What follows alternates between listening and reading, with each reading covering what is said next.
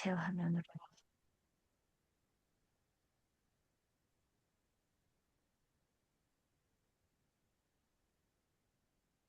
빨리빨리 진행할게요. 여기도 할 얘기가 많지만 여러분의 강의 안에 자세히 되어 있으니까요. 자, 사별과 애도 상담. 제가 이 주제를 택한 건 정말 제가 이런 상담을 많이 하거든요. 어, 아마 이런 분들이 상담을 오기 때문이겠죠. 그죠? 누군가가 죽었어요. 근데 특히 요즘의 특징은 뭐냐면 자살이 많아요. 그러면 정말 어렵거든요. 어떻든 생시를 마주한 이들과 함께 걷는 여정이라 그랬어요. 그죠? 엄청난 트라우마를 지금 겪은 거예요. 인생의 여정은요, 상실의 연속이에요. 살아간다는 것은 연달아 일어나는 상실을 받아들이고 그 아픔을 극복해 나아가는 과정이에요. 오죽하면 다른 종교에서는 인생은 고해다, 이렇게 얘기를 하잖아요. 상실의 경험은 그래서 불가항력적이어서 어느 누구도 뭐 한 번도 인생에서 상실을 경험하지 않고 살다가 간다. 이런 사람은 없어요. 인생이라는 게 그래요. 누군가가, 그죠? 부모님을 보내고 자녀를 때로는 먼저 보내기도 하고 사람들은 상실을 당한 사람의 삶에 개입하기를 어려워해요. 우리는요, 누구 남편이 죽었대? 그러면은 다가가서 뭐라고 얘기해야 하지? 우리가 무관심해서가 아니라 그 슬픔을 위로하는 데 있어서 내가 무능력하다고 느끼기 때문에 그런 사람을 보면은 어떻게 도와줄지를 몰라서 개입하기를 어려워해요. 그래서 오늘 어떻게 개입해야 되는 것에 대한 걸 배우는 거예요. 상담사가 아니더라도 우리 주변에는 상실을 겪은 사람이 많죠. 그런데 같은 종류의 상실을 겪더라도 사람들이 보이는 슬픔의 모습은 천차만별 다르다는 거예요. 그러니까 우리가 또 이제 이해를 하기 위해서 배워야 되겠죠. 이 사별과 상실의 시련은요, 그냥 통과하는 게 아니라 통과를 함으로써 성장하는 것이고, 그냥 견디는 것이 아니라 새로운 희망과 새로운 삶을 향하여 싸워나가는 거예요. 상실을 하면 통과하고 견디는 게 아니라 일단 통과를 해야 되고 어디를 향해 나가요? 새로운 희망, 새로운 삶을 향해서 나아가야 하는 거예요. 나아가는데 이 과정은 정말 싸워 나가는 과정이에요. 쉽지 않다라는 거예요. 오늘 제가 하는 강의 내용은 여기 웨인 오츠의 Pastoral Care and Counseling in Grief and Separation 이 책에서 이제 나온 이야기들도 있고 그다음에 또 이제 또 한 책을 이따 소개할게요. 상실의 유형, 삶 속에서 마주하는 다양한 상실의 모습들이 있다 그랬어요. 그냥 얼른 지나갈게요. 배우자가 사망했어요. 자녀가 죽었어요. 이건 정말 어려운 거예요. 임신 중에 아기를 유산했어요. 가족의 자살로 인한 사별이에요. 아들이 목매달아 죽고 남편이 목매달아 죽고 뛰어내려 죽고 이렇게 해요. 아동기에 경험하는 부모의 사망. 아이는 어린데 부모가 죽었어요. 청소년기에 친구가 죽었어요. 작가 김동리 씨 있죠? 대가. 그 사람이요. 그렇게 유명한 작가가 됐던 것은 어렸을 때 친구를 잃어버렸어요.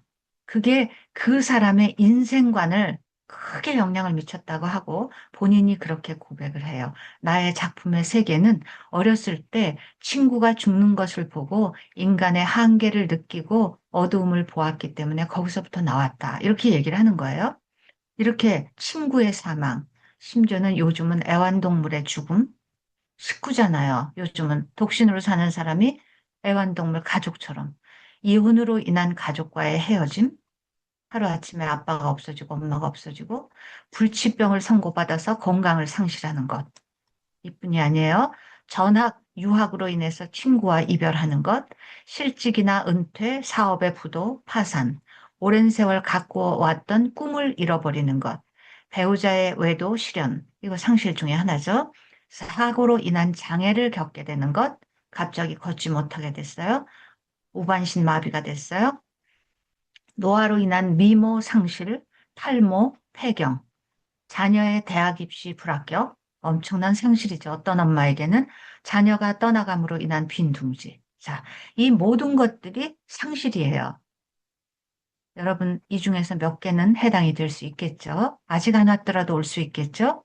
자, 이렇게 우리는, 그래서 인생은 이렇게 상실의 시줄과 날줄로 직조된 옷감과 같다 그랬어요. 어둠이 있으면 이름이 있고, 기쁨이 있으면 슬픔이 있고, 이런 것들이 서로 엮이면서 우리의 삶이 이루어져요. 얻었을 때는 기뻐하지만 잃었을 때 슬퍼하는 것. 이건 지극히 자연스러운 일이고 또한 이것을 겪는 것, 감정을 표현하는 것은 매우 필요한 일이기도 해요. 그래서 우리가요, 이렇게 잃었을 때 슬퍼하는 것, 이것, 이것이 굉장히 필요한 일이라는 거예요. 이거를 우리가 이제 배우려고 하는 거죠. 어떻게 사별을 했을 때 어떤 식으로 이 슬픔을 겪어 나가야 하는가. 아까 싸우는 거로 표현을 했는데요. 그런데 이 비의 반응이라는 것은 이제 겪었을 때 슬퍼하는 반응이 정상적인 반응이 있고 비정상적인 반응이 있다는 거예요. Normal grief reaction, abnormal grief reaction. 이거를 이제 학자들이 얘기했어요. 자, 정상적인 비의 반응이라는 것은요, 사랑하는 사람이나 사물을 상실한 후에 많은 사람들이 공통적으로, 많은 사람들이 대개 상식적으로 갖게 되는 상당히 광범위한 감정과 행동을 말해요. 이게 한두 가지가 아니고 정말 이 스펙트럼이요, 굉장히 넓어요. 그래서 지금 제가 소개하려고 하는 학자와 책이 이거예요. 윌리엄 워든이라는 책인데, Grief Counseling and Grief Therapy라는 책을 썼어요. 여기에서 정상적인 비애 반응의 특징을 네 가지 범주로 정리했어요. 제가 이 책을요, 영국에 남편이 안식년으로 이제 엑스터 대학에서 가르칠 때 따라갔죠. 거기에서 너무 무료하더라고요. 거기 가니까 제가 할 일이 없으니까. 그래서 어, 애도 상담 그룹 집단 상담회를 참여할 기회가 있어서 갔는데 이제 그게 거기에서 이 책을 소개받았어요. 그래서 이 책을 이제 알게 됐고 여기에서 이런 것들을 알게 됐어요. 정상적인 비애 반응을 네 가지 범주로 정리를 했는데 감정에 있어서 신체 감각에 있어서 인지에 있어서 행동에 있어서 이 네 영역에서 정상적인 비애 반응은 이렇게 나타난다라는 거예요.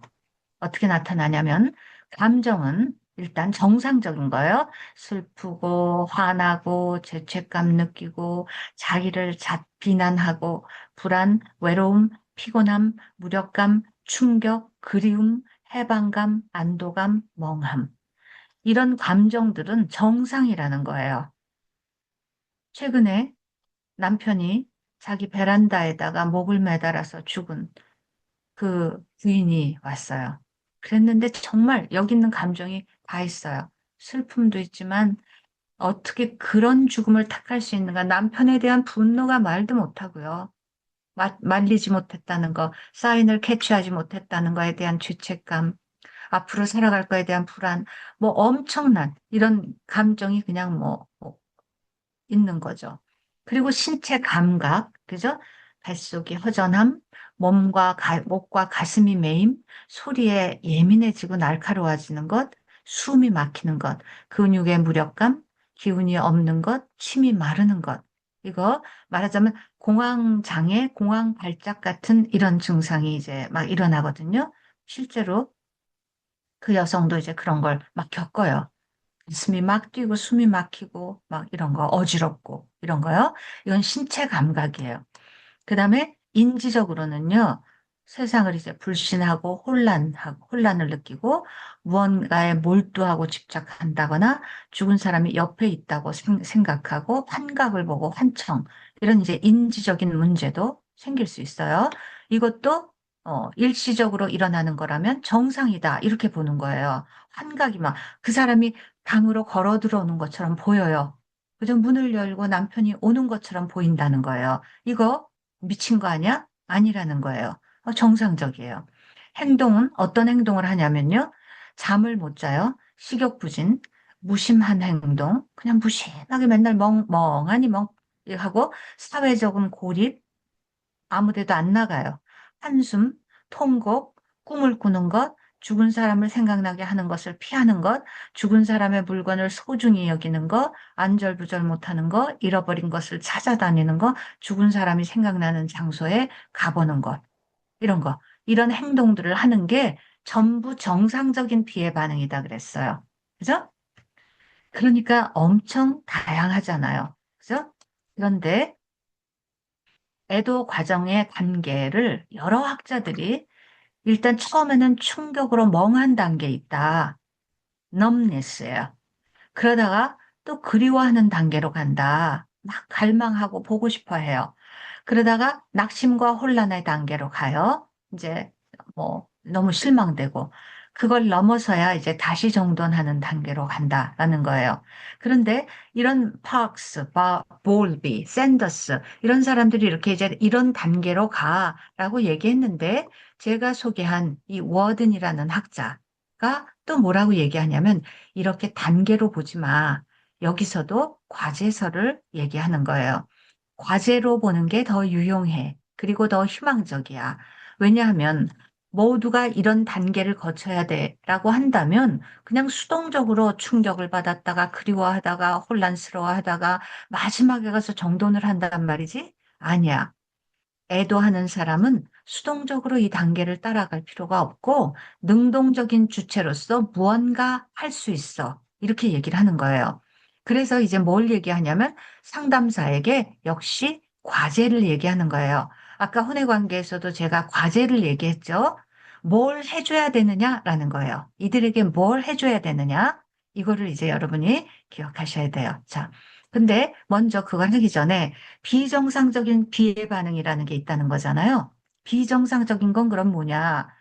지금 들어보니까 막 비정상적인데 정상. 근데 이 스펙트럼이 이렇게 넓어서 여기서부터 여기까지 정상이야. 예전에 프로이트나 융 시절에서는 비정상으로 봤을 거예요. 그런데 요즘은 그걸 정상의 범주 안에 넣는다는 거예요.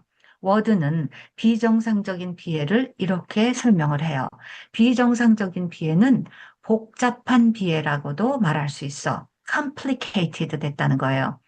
그래서 어떤 비애냐면 병적이거나 해결되지 않았거나 건강치 못한 비애 이런 거라고 볼 수 있어. 그래서 정상적 비애의 모습이 매우 다양해서 정상과 비정상의 슬픔을 구별하는 것은 단순하지 않다. 그 경계가 사실 분명하지 않아요.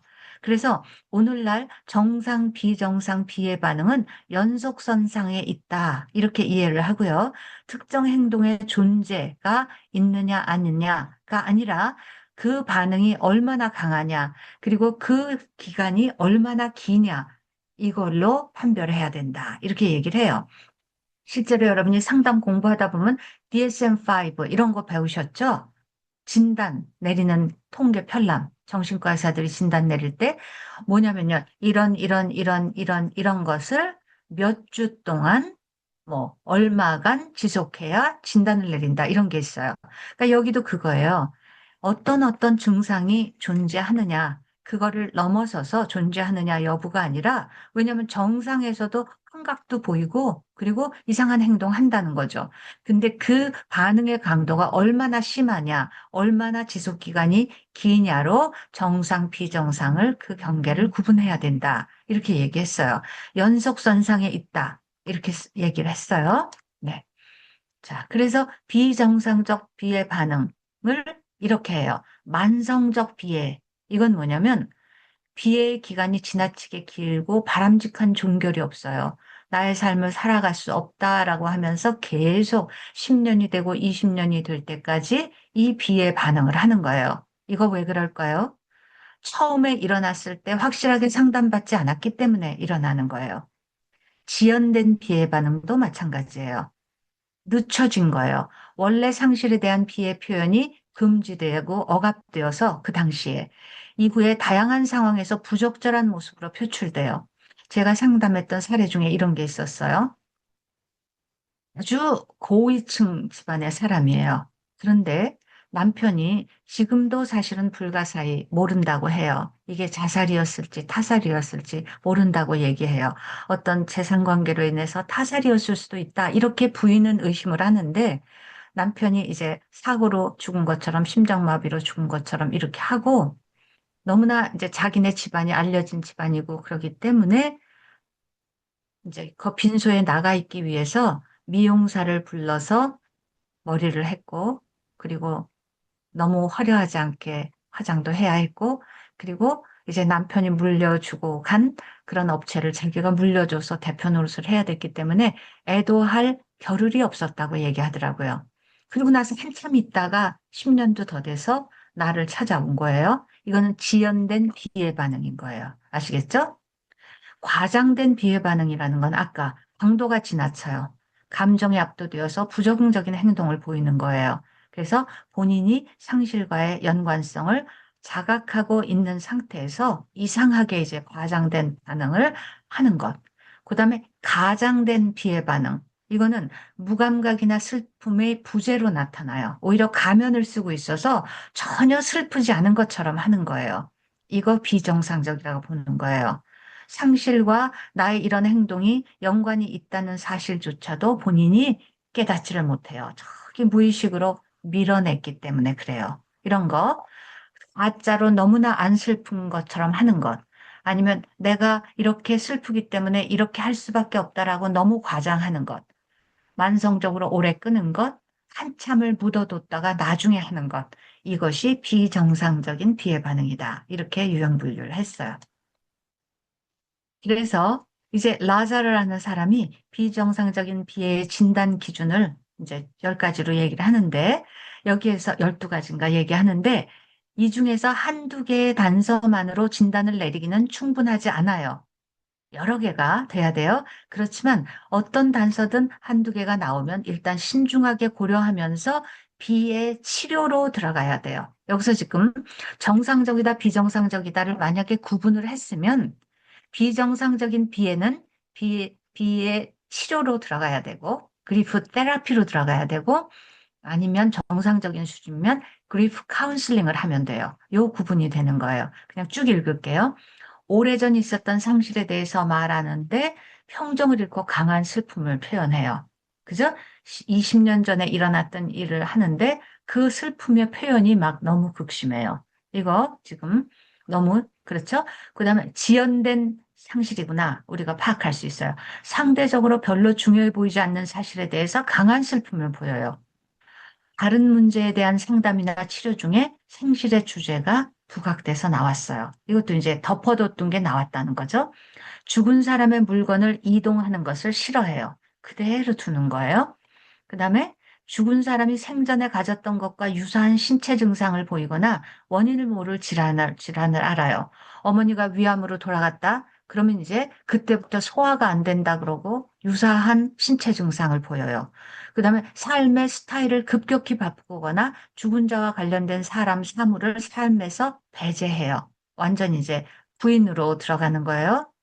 그다음에 오랜 우울, 지속적인 죄책감, 낮은 자존감을 보이거나 정반대로 거짓된 행복감을 보여요. 그다음 죽은 자를 무의식적 강박적으로 모방하거나 자신과 동일시를 해요. 자기가 마치 그 죽은 사람인 것처럼 행동해요. 그다음에 자기 파괴적인 충동을 보여요. 나는 이런 일을 겪고서 나도 죽어버릴 거야 이러면서 뭐 자동차로 뛰어들기도 하고 이렇게 못 가누는 거예요. 그다음에 특정 시기만 되면 설명할 수 없는 슬픔을 느껴요. 특정 질병이나 죽음에 대한 과대한 공포를 가져요. 묘지에 가거나 다른 사람의 장례식 등에 참석하기를 꺼려요. 이런 거 이제 비정상적인 비애의 단서이니까 이런 것들이 보이면 이제 치료를 받아야 된다. 이렇게 생각해 주라는 거예요. 그래서 이제 구분을 한 거죠. 비애 상담, 카운슬링은 대상이 상실을 겪은 후 오래 지나지 않은 시기의 사람, 남편이 죽은 지 한 달, 두 달, 이런 사람들, 비애 상담으로 들어가야 돼요. 정상적인 방식으로 슬픔을 표출하도록 돕는 것이 목표예요. 그러니까 여러 가지 감정이 있기 때문에 그 감정들을 다 내 앞에서 안전하게 표현할 수 있게끔 돕는 것. 많이 울게 하고, 그죠? 슬픔의 과정을 겪어나가도록 돕는 것. 그래서 이 과정 중에 수행해야 할 과제들을 하나씩 하나씩 감당하면서 적절한 시간 내에 이 비애 작업이 끝날 수 있도록 도와줘야 돼요. 오래 끌지 않게끔, 나중에 가서 나타나지 않게끔. 그러니까 시기적절하게 비해 상담으로 곧바로 들어가 주는 것. 그러니까 여러분이요, 어떤 주변의 사람이 이런 일을 겪었다 그러면 강력하게 상담 받아보라고 얘기해 주는 게 그를 참 돕는 거예요. 그죠? 그러다가 이제 이거 오래 끌고 한참 지난 다음에 오면 비의 치료로 들어가야 돼요. 이미 비정상적이고 복잡한 비의 과정이 이제 시작이 된 거죠. 슬픔이 너무 오래 지니거나 억압, 과장, 지연, 가장 이런 것을 하는 사람들이 대상이 돼요. 그래서 애도의 과제 수행을 방해했던 갈등 요인이 있었던 거죠. 그죠? 이런 것들을 오히려 발견하고 그걸 해결하도록 도와서 옛날 시점으로 돌아가서라도 그것을 해야 돼요. 그래서 못 울었던 울음을 울고, 그죠? 또 자기를 힘들게 했던 사람에 대해서 뭐 그러고 이렇게 하면서 이제 받아들이는 것도 해야 되죠. 비정상적인 것 중에는 그 사실 자체를 받아들이지 못해서 그러는 경우가 있거든요. 그래서 이런 거. 비의 결정 요인과 애도의 과제. 비의 양상을 결정짓는 6가지 요인이 있다. 하버드 대학에서 연구를 했어요. 그러니까 비의 양상이 뭐에 의해서 영향을 받냐는 거죠. 일단 죽은 사람이 누구인가에 따라서 영향을 받아요. 그죠? 부모가 죽었냐, 자녀가 죽었냐에 따라서 비의 양상은 정말 달라지는 거예요. 자녀의 죽음, 우리나라에서는 그게 제1 스트레스예요. 외국에서는 배우자의 죽음, 이게 제1 스트레스예요. 확실히 좀 개인적인 그것과 좀 다르겠죠. 두 번째, 애착 관계의 성격이 어땠느냐. 말하자면 그 죽은 사람과 얼만큼 친했고, 그죠? 얼마나 갈등했는가. 이것에 따라서 그 다음에 오는 애도의 양상이 달라져요. 또 그 죽은 사람이 어떤 죽음을 했느냐. 그죠? 갑자기 죽었느냐, 뭐, 아주 끔찍한 죽음을 했느냐, 뭐, 자살이냐, 타살이냐, 뭐, 이런 거에 따라 달라지죠. 또, 과거의 상실 경험이 어땠느냐. 그러니까 예전에 어떤 걸 겪었느냐에 따라서 지금 일어난 일이 더 심하게 느껴질 수도 있고 아닐 수도 있고 개인의 성격 변수에 따라서 달라지고 사회적인 변수에 따라서도 달라지고 이런 거요. 뭐 여러 가지 이제 비의 양상이 달라진다. 그래서 이제 아까 단계로 보지 말고 과제로 보자고 했죠. 그래서 이게 이제 워든이 주장하는 거예요. 첫 번째 과제, 상실을 현실로 받아들이게 해야 된다. 이 accept, 받아들이지조차를 못할 때 비정상적인 반응을 하는 거거든요. 그래서 떠났어. 남편은 죽은 거야. 우리 아이는 갔어. 이거를 이제 받아들일 수 있는 거, 받아들이게 하는 거 첫 번째. 두 번째, 일단 그 슬픔의 고통을, 고통스럽지만 온전히 겪어야 돼요. 그래서 애도 작업이 끝나야 돼요. 그 다음에 고인이 없어진 그 환경에 새롭게 적응할 수 있도록 도와주어야 돼요. 그리고 그 죽은 사람을 이제 내 감정, 내 마음 속에서 어딘가에 배치를 하고 그리고 이후의 삶을 살아갈 수 있도록 도와주어야 돼요. 그죠? 이것이 반드시 순서대로 진행되는 것은 아니지만 대개의 경우 순차적으로 일어나는 편이기는 해요. 그죠? 그래서 이제 이렇게 가는 거예요. 지금 시간이 됐어요. 요거에 대한 설명을 어, 한 뭐 10분 정도면은 할 수 있을 것 같은데 그냥 해볼까요? 네, 더 하셔도 됩니다. 좋아요. 네. 첫 번째 과제, 상실을 현실로 받아들이게 해라. Accept the reality of the loss예요. 이제 그 사람 같다라는 걸 받아들여야 돼요. 사랑하는 이의 죽음이 예상했던 일일지라도 그 죽음을 현실로 받아들이는 것은 쉽지 않겠죠? 적어도 이 세상에서는 다시 만날 수 없다는 사실을 직면해야 하고 이게 머리뿐만 아니라 마음으로도 받아들여져야 하기에 상당한 시간이 걸려요. 이것을 그러니까 받아들일 수 있을 때까지 이제 도와줘야 되죠. 그냥 받아들여라 라고 말하는 게 아니라 그 사람하고 얘기를 하면서 이것이 저절로 받아들여져야 돼요. 그 현실을 부정하는 이상한 양상들이 있어요. 죽음을 일단 알리지 않고 안 죽은 것처럼 시체를 집안에 놓아두는 사람도 있어요. mummification, 미라 만드는 거예요. 다시 돌아와서 사용하라고 죽은 자의 물건을 그대로 놓아두어요. 죽은 배우자가 자녀 중에 하나로 다시 태어났다고 믿어요. 또 상실의 의미를 부여하지 않고 죽은 자를 생각나게 하는 것들을 모두 제거해버려요. 기억 상실을 통해서 죽은 사람에 대한 기억을 지워버려요. 죽음이 돌이킬 수 없는 것이라는 것을 부인해요.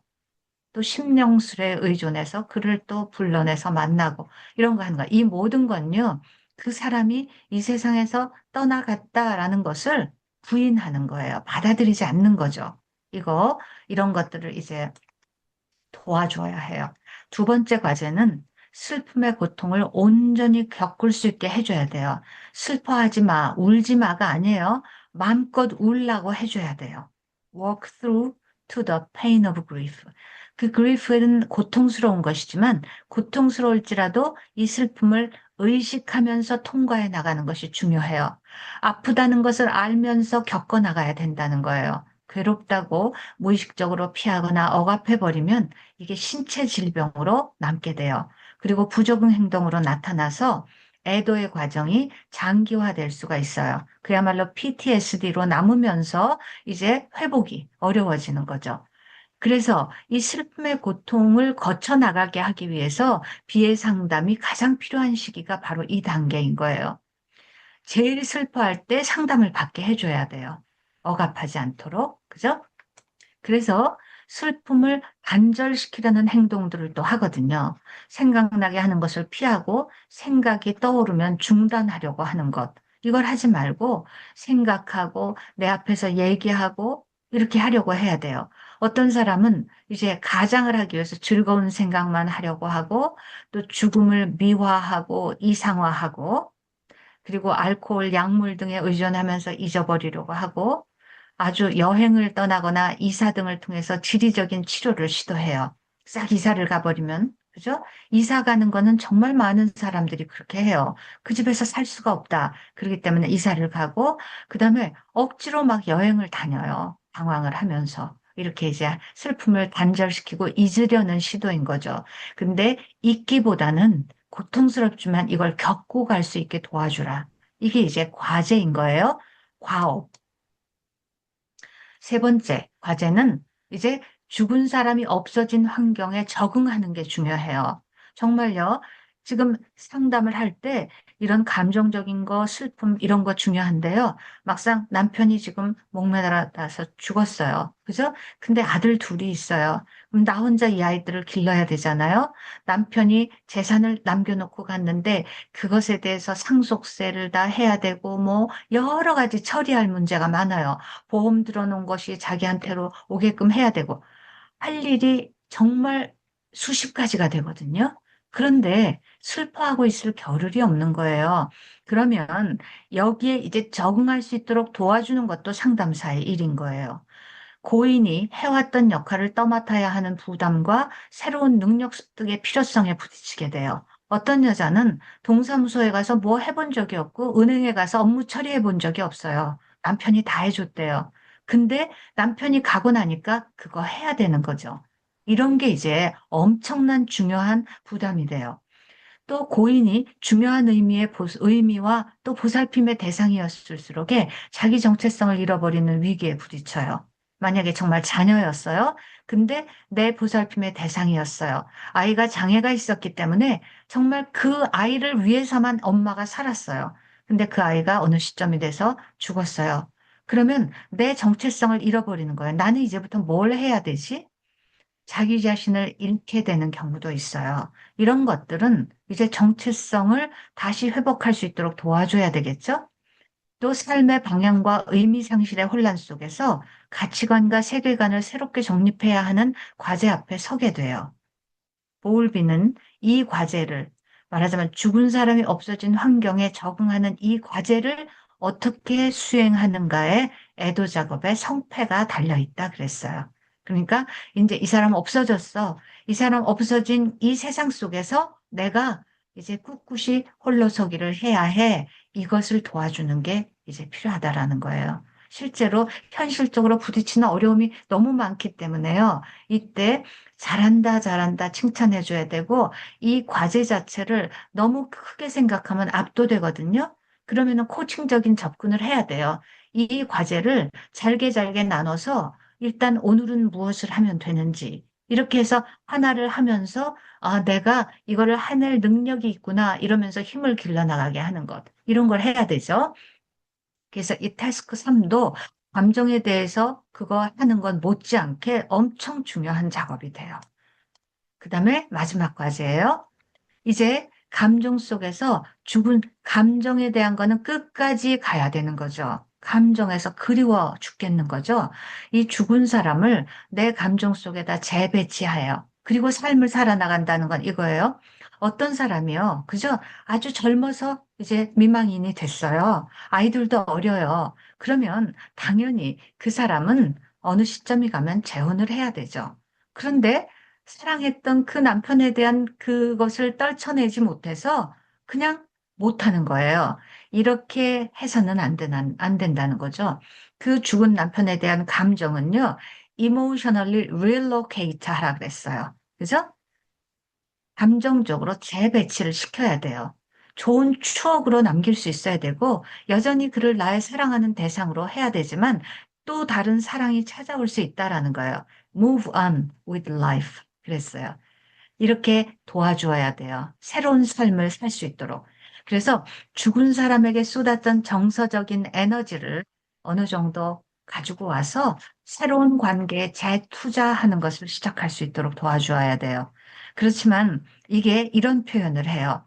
이 감정을 재배치한다는 게 플러그를 꽂았다가 딱 빼면 되는 그런 건 아니다. 기계적인 게 아니다. 쉽게 일어나는 일이 아니다. 그래서 이제 이 사람에 대한 이야기 많이 하고 좋은 추억에 대해서도 충분히 이야기를 나누고 마치 사진첩에 아름다운 사진들을 붙여놓고 때때로 그거를 열어보면서 그 추억을 되새기듯이 당신 그렇게 해도 된다. 그렇지만 그렇다 그래서 다음 장에 새로운 사진을 붙이지 않을 필요는 없다. 이런 거예요. 이런 식으로 이제 가는 것, 이게 필요하다라는 거예요. 그래서 고인을 위한 자리를 남겨두는데 볼칸이란 사람은 소중했던 사람을 완전히 잊는다는 것은 그 사람의 정체성에 정신적 손상을 가하지 않고는 일어날 수 없다. 완전히 잃어버릴 수는 없다라는 거예요. 그래서 만약에 이런 거죠. 재혼을 했어요. 근데 그 재혼한 사람이 나의 지금 부인이 전 사람하고 사별을 했다. 그랬을 때 적어도 새로 만난 그 사람이 그 사람을 애도하고 그리워하는 그런 것에 대한 인정, 이런 걸 해준다면 정말 성숙한 재혼 부부가 되는 거죠. 무슨 말인지 아시겠죠? 새로운 관계를 맺는다고 해서 죽은 사람과의 관계를 포기하는 게 아니라 고인을 위한 자리를 마음에 남겨두게 하는 것 필요해요. 그렇지만 자리를 남겨두되 새 삶을 살아야 된다는 거예요. 이런 네 가지 과제가 모두 수행되면 애도 작업이 그때 끝나는 것이지만 정상에 갔다고 생각을 했는데 다시 슬픔이 찾아올 수 있다라는 것도 마지막에 예방주사 또 마치고 끝내야 돼요. 당신 애도 작업 이제 했다. 그러나 또 어느 시점이 되면 또 슬픔이 다가올 건데 그건 전혀 이상한 일이 아니다. 라고 얘기해 주라는 거예요. 그죠? 그렇지만 그 슬픔은 지금보단 조금 옅을 것이고 빨리 끝날 것이니까 또 슬픔이 찾아올 수 있다. 이렇게 얘기를 해주면서 이제 애도 상담을 끝낼 수 있어요. 그죠? 자, 그래서 이제 마지막이에요. 애도 상담의 핵심. 뭘 하면 되느냐예요. 자, 이런 과제를 하는데 잘 들어주는 게 중요하고 함께 있어주는 게 중요해요. 많은 말 절대로 필요 없어요. 말을 조금 해야 돼요. 애도 상담에서는. 그래서 정청의 힘, 몰크라는 사람이 사별한 유족들에게 연구를 했죠. 가장 유용한 전략은 다름 아닌 경청이다. 이걸 밝힌 연구였어요. 사별을 경험한 대학생들을 대상으로 연구를 했어요. 그래서 물어봤더니 대학생들이 사별을 한 사람들이 이걸 얘기했어요. 주의 깊은 경청과 함께 있어주는 것, 그게 가장 도움이 되었고, 피하는 것, 이게 가장 도움이 되지 않는 것이다. 그죠? 우리가 아까 그랬죠? 어떻게 말해야 할지, 어떻게 도와줄지 몰라서 피하게 된다라 그랬어요. 근데 피하지 말고 그냥 가서 손잡아주고 같이 있어주는 것. 뭐, 가가지고 또 말을 한답시고 고통을 받느니 차라리 잘 됐어. 그죠? 암을 앓고 있던 환자가 이제 배우자가 죽었다는 거죠. 더 좋은 하늘나라에 갔어. 기독교인들이 흔히 이런 말 할 수 있잖아요. 이런 말 섣불리 해서는 안 된다는 거예요. 이런 말 위로가 되지 않아요. 그냥 가만히 곁에서 들어주는 거. 이게 훨씬 나아요. 그러니까, 그죠? 어려워하지 말고 두려워하지 말고 가서 가만히 앉아 있다가만 와도 그게 힘이 된다라는 거예요. 소그룹을 통해서 도와줄 수 있어요. 사별을 경험한 사람들끼리, 그죠? 교회에서 이런 거 마련해 주면 좋겠죠? 그래서 안전한 분위기에서 이제 다양한 감정 표현할 수 있도록 귀 기울여 들어주고 자기네들끼리 얘기하는 거죠. 현실로 받아들일 수 있도록 비판 없이 스스로 받아들일 때까지 기다려주고 고인이 없어진 삶에 적응할 수 있도록 유가족에게 필요한 현실적인 도움을 제공해줘요. 반찬도 좀 해다 주고, 아이 라이드도 좀 주고, 이렇게 하면서 교회에서 할 수 있는 거죠. 고인과 정서적 독립을 이룰 수 있도록 적절한 시기에 유품 정리, 이런 것도 도와주어서 그걸 끼고 있는다거나 처리 못한다거나 보관, 처분, 유보, 이 세 범주로 나누어서 어떤 건 보관해, 어떤 건 버려, 어떤 거는 좀 남겨뒀다가 버려. 이런 식으로 도와준다라는 거예요. 이유품 정리가 굉장히 중요한. 그다음에 그 유가족이 슬퍼할 수 있는 충분한 시간을 갖도록 배려하고 울 수 있는 자유를 허용해줘요. 지속적인 관심과 도움을 제공하면서 첫 번째 애도일, 생일, 기념일, 명절마다 조금 특별한 보살핌을 필요하니까 그다음에 고인과 마지막 작별 인사를 나누게 하고 비느자 기법이나 무덤가에서 편지 읽는 방법 이런 것들을 집단에서 해볼 수 있고 새로운 일이나 관계로 나아갈 수 있도록 돕되 준비되지 않은 사람에게 새로운 만남을 강요해서는 안 된다는 것. 그죠? 유가족의 반응이 병리적으로 보일 때는 전문가의 도움을 받을 수 있도록 인도하는 것. 이 모든 게 이제 교회 공동체에서 우리 구역 식구가 만약에 이런 일을 겪었다 그럴 때 구역에서도 도와줄 수 있고 전문가에 의해서 집단을 한다면 더더욱이 도움이 되겠고 이렇게 할 수 있겠죠. 네, 마지막이에요. 오늘 강의의 핵심. 상실은 삶의 일부이다. 그래서 생실은 피할 수 없는 인생의 자연스러운 한 부분이고, 애도는 수동적이 아니라 능동적으로 수행해야 하는 과정이다. 그리고 애도 상담에 있어서는 네 가지 과제를 해줘야 한다. 현실을 받아들이게 하고, 고통을 고통스럽지만 용감하게 통과할 수 있도록 해주고, 당면한 환경에 적응할 수 있도록 능력을 도와주고 그리고 새로운 삶으로 나아갈 수 있도록 이 과제를 도와주어서 삶의 균형을 무너졌거든요. 그럼 삶의 평형을 다시 되찾도록 도와주는 것. 그래서 뭘 해야 하냐? 경청과 함께 합니다. 애도 상담의 핵심은 위로의 말, 섣부른 위로의 말이 아니라 그의 이야기를 들어주고 그와 함께 하는 것이다. 네, 이게 오늘 강의의 핵심이에요. 네. 네, 죄송해요. 너무 빨리 했고, 시간을 초과해서